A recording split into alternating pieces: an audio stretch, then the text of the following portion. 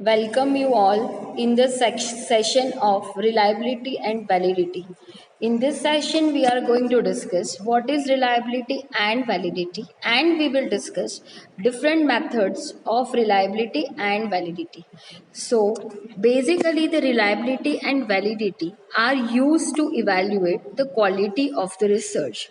So, for the scale evaluation, first we need to check the reliability and the validity of the scale. If scale is reliable, if scale is validate, we can able to use it for the further research. If we talk about the reliability, so basically the reliability is all about the consistency of the result. Reliability, basically three methods of the reliability is that taste, retest, alternative forms, and internal consistency. We will discuss later on. If we talk about the validity, basically the validity is related to the accuracy of the result, and it is related to whatever we want to measure, whether we are measuring the same thing or not. So if we talk about the validity, three type of validity is there: content, criterion, and construct. And further, for the construct, three type of construct validity is there: convergent, discriminant, and nomological. So basically in this session, we are going to discuss in detail about what is reliability, validity, and the different methods of reliability and the validity. First, we are going to discuss about reliability. Reliability, that I have already said. So reliability is all about the consistency. Consistency means if every time we are able to get the same result, then we can say that scale or the instrument is a consistent. For example, if we talk about the reliability, then we take example of the thermometer. If you will measure the temperature, and every time if the thermometer show the same temperature, it will give us the same result every time, then we can say that the thermometer is reliable. But if we are measuring the temperature using thermometer, and every time it will show us a different temperature, then we will not rely on the thermometer. Same thing, for example, faculty want to understand the IQ level of the students. Faculty has developed the one question paper and they have given to the students. Repeatedly, if faculty is taking the response or measuring the response or measuring the IQ level of the student using the same instrument, if students every time able to give a same answer, every time if students are able to get approximately same result, we can say that whatever the question paper that we have used, which is reliable, right? So basically the reliability which is related to the consistency of the result. If we are able to get the consistent result, we can say that it is reliable. If we want to measure the reliability, then these are the different methods of measuring the reliability. Is that first method is taste and retest reliability. If we talk about taste and retest reliability, taken responses from same respondent using same questionnaire. If respondent has given approximately same answer, which indicate high taste and retest reliability. So here, repeated measure of the same person or the group using same instrument is done. If every time if we are able to get the same response, or if there is a high correlation between the score of two results, then we can say that it is a taste retest reliability. For taste and retest reliability, we are using the same instrument, we are using the same person, and repeatedly we are taking a response from them. If high correlation between the two responses, then we can say that it is a taste retest reliability is there. If we talk about the alternative forms reliability, in this case, alternative forms reliability, basically two equivalent forms of the scale or construct has been developed. In this case, if I want to understand the impulsive buying tendency of the respondent, I have developed two separate questionnaires which measure the impulsive buying tendency of the respondent. And for one time, I have taken a responses using questionnaire 1.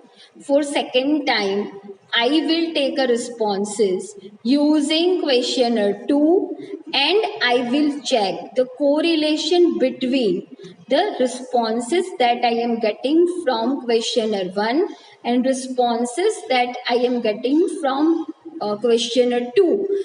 If I will found the high correlation between the score or the result, then I can say that it is a reliable. So in this we will develop two different instruments taking a response at a different time period, and will check the correlation.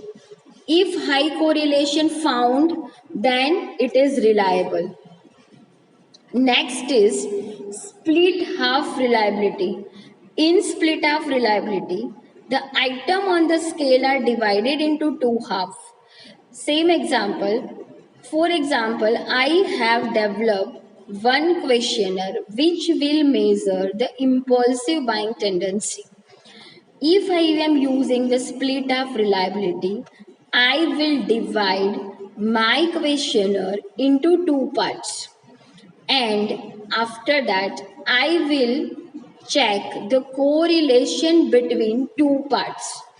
If the high correlation is found between these two parts, then we can say that it is a reliable.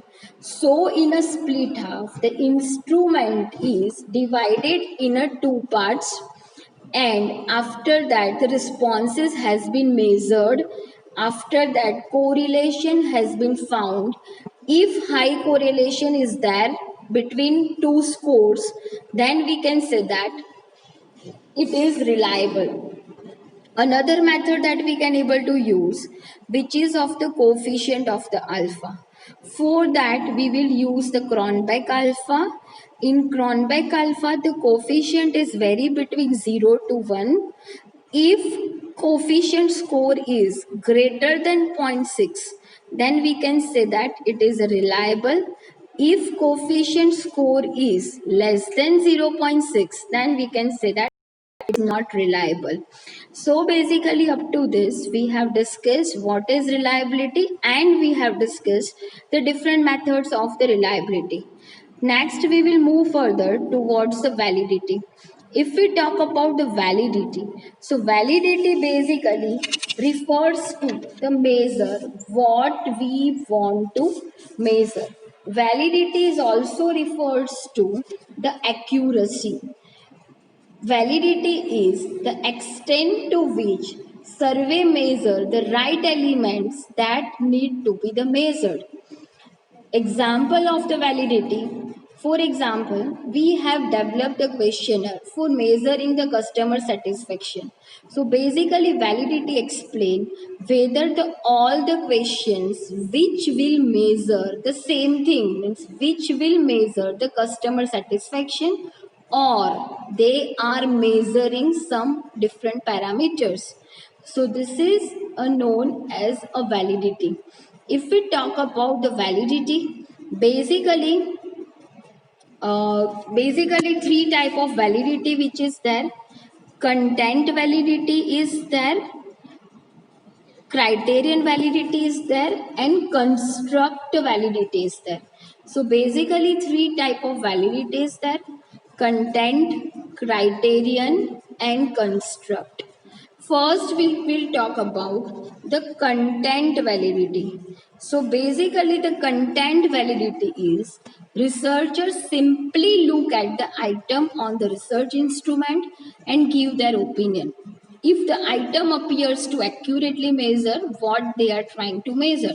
So in this case, researcher go through the questionnaire, will look at the content that they are using, and based upon that they will check whether it will measure the same content or whether it will measure the different content.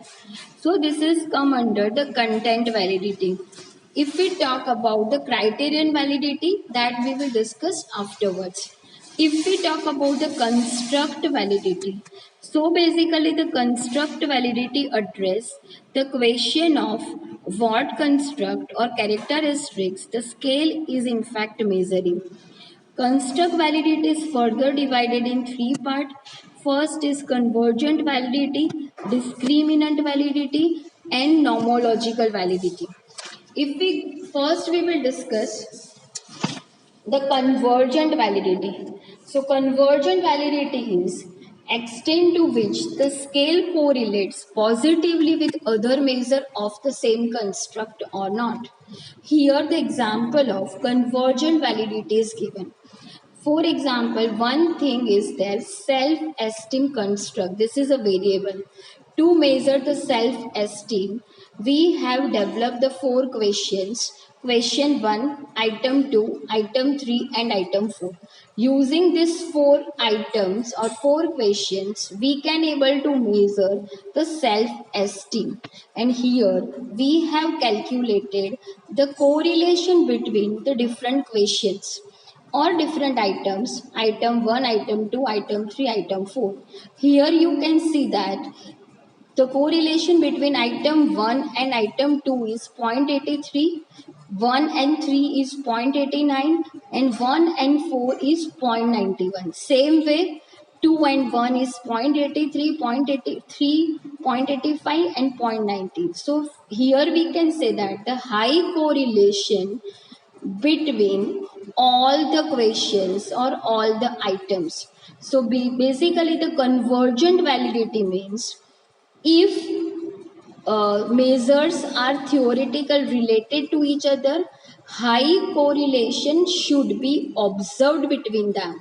If they are correlated with each other, then we can say that it is convergent valid.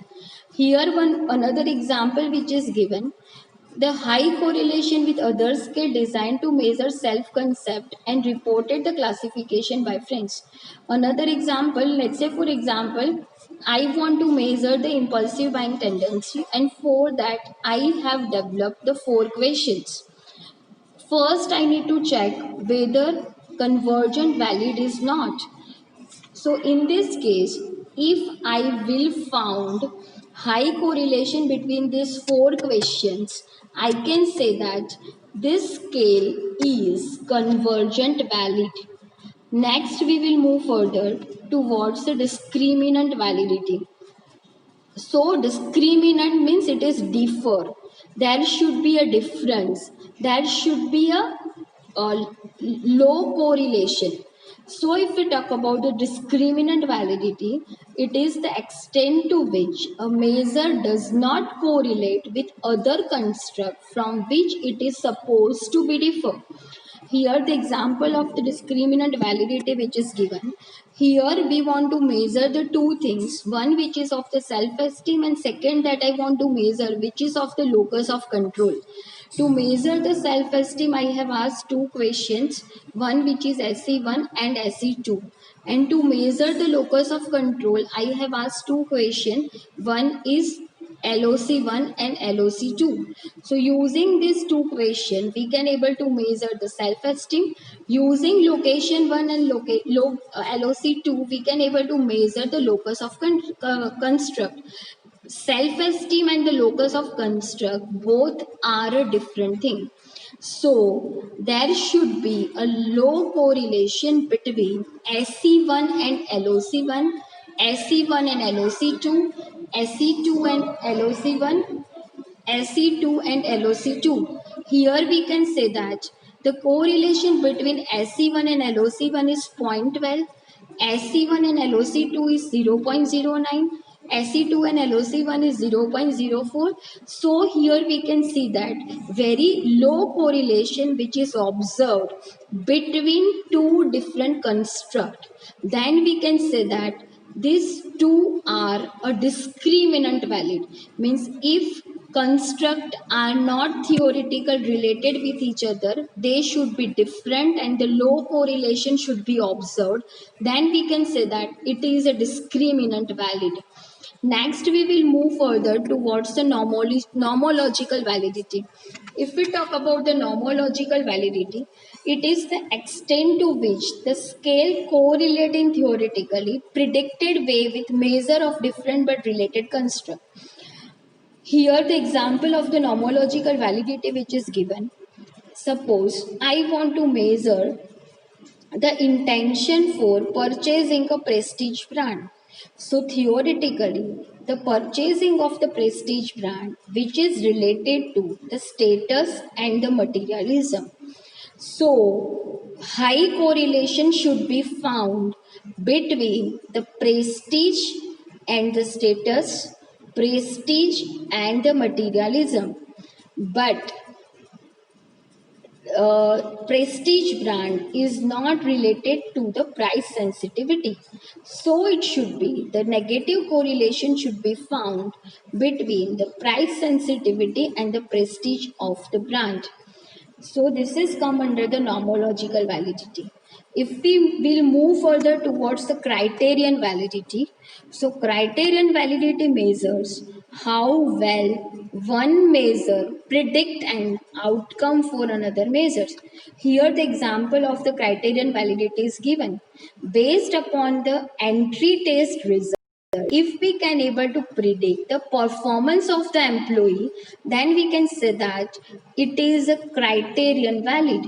So here two different measures which is that if we can able to predict the result of different construct based upon the performance in a first measure, then we can say that it is a criterion valid. Another example of criterion validity is given based upon the job applicant takes a performance test, and based upon the result of the performance test, if we can able to predict the performance of the employee, then we can say that it is a criterion valid. For any, let's say for example, if any students want to take admission in MBA, for that we are taking a CMAT test. So based upon the score of the CMAT test, if we can able to predict the performance of the student in MBA, then we can say that it is criterion valid. Thank you.